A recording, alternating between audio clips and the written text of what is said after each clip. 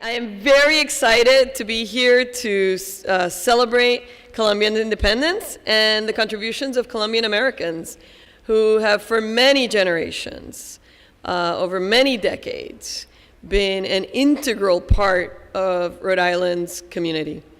I want to acknowledge, of course, the amazing Senator Sandra Cano, as well as the Colombian American Cultural Society, President Gabriel Martinez and the members of the board for their work, because it's a lot of work.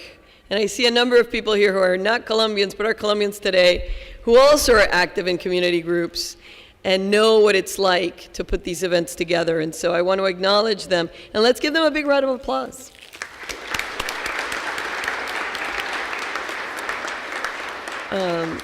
I also want to acknowledge today's keynote speaker, Joseph Molina Flynn, whose leadership at Real PAC is helping to ensure a positive future for our communities as it continues. And I have to say, as a former Real PAC president, every time Real PAC and the Civic Fund elects a new president, I think, oh my gosh, that is so amazing. And they've done it again, and I'm so excited about the direction in which you're taking, along with the board, the leadership of the Latino Political Action Committee. And it's a group where Colombian Americans have been there from the beginning as well, because some of our best initiatives have a sprinkling of Colombians, for sure. Rhode Island is home to this large Colombian American community that dates back to the 1960s, a time when the Colombian textile loom mechanics and operators began working in the mills of Blackstone Valley.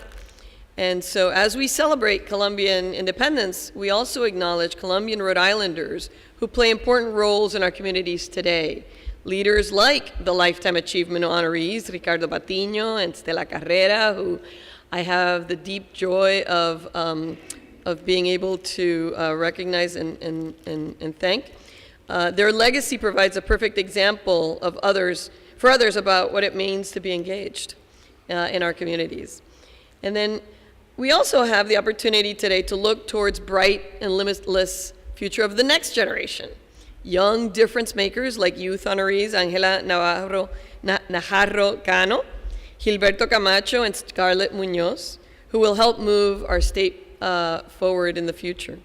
So let's celebrate tonight and let it be a reflection of the path that we're on as we improve Rhode Island. And finally, let me just say, Vote.ri.gov, the most important website this year. Vote.ri.gov es el sitio en la página web más importante este año. ¿Por qué? Porque pueden ver todo tipo de información sobre cómo funcionan las elecciones aquí en Rhode Island.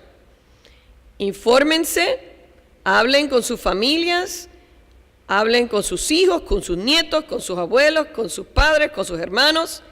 Vamos a demostrar que la comunidad colombiana, la comunidad latina, está activa y presente. Y para eso se necesita información. Y ahora no hay excusa. Así que pueden ir a vote.ri.gov, verifique sus datos, asegúrese que está correcto. Puede actualizarlos ahí mismo también. It's very important that this year, more than ever, we show that we're not going back. We're only going forward, and we're going to count in this midterm election, and we're going to make a difference in the state of Rhode Island. Thank you.